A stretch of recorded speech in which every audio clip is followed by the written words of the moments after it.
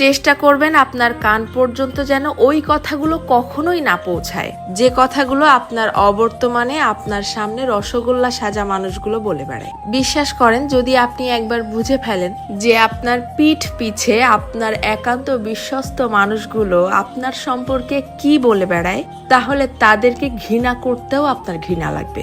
যদি আপনি বুঝে ফেলেন আপনার কান পর্যন্ত কোনো কায়দায় যদি কথাগুলো চলেও আসে, তখন আপনি এমনিতেই নিঃশব্দে মেনে নিতে বাধ্য হবেন যে আপনার আশেপাশে আসলে আপনার বিশ্বাসযোগ্য কেউ নেই। যখন কেউ আপনার প্রশংসা করবে, সেটা তারা কোনো রকম রিয়াকশন ছাড়াই চুপচাপ শুনবে। অথচ কেউ যখন আপনার সম্পর্কে খারাপ কিছু বলবে, সেটা দেখবেন যত দ্রুত সম্ভব এরাই মানুষের মধ্যে ছড়িয়ে দিবে। আপনি যতই ভালো হন, যতই তাদের হেল্প করেন, যতই তাদের সাথে ভালো মনে মিশতে চাওয়ার চেষ্টা করেন, কোনো লাভ নেই। কারণ এরা আপনাকে হিংসা করতেই বেশি পছন্দ করে।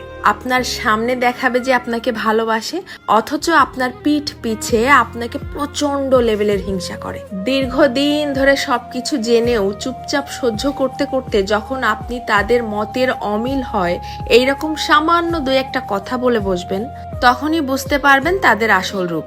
তাদেরকে এতদিন ধরে দেখানো আপনার সমস্ত সম্মান, ভালোবাসা, হেল্প, স্যাক্রিফাইস বিশাল আকারে ঢাকঢোল পিটিয়ে আপনার মুখের উপরে ছুঁড়ে মারবে, যেন এগুলো তাদের কাছে কিছুই ছিল না। আমার কথাগুলো বিশ্বাস হচ্ছে না? আপনি আপনার জীবনে এই ব্যাপারটা একবার অ্যাপ্লাই করে দেখতে পারেন। বিশ্বাস করেন, কেউ কারো আপন না, শুধুমাত্র সামনাসামনি আপন আপন সাজার ভান ধরে। যত দ্রুত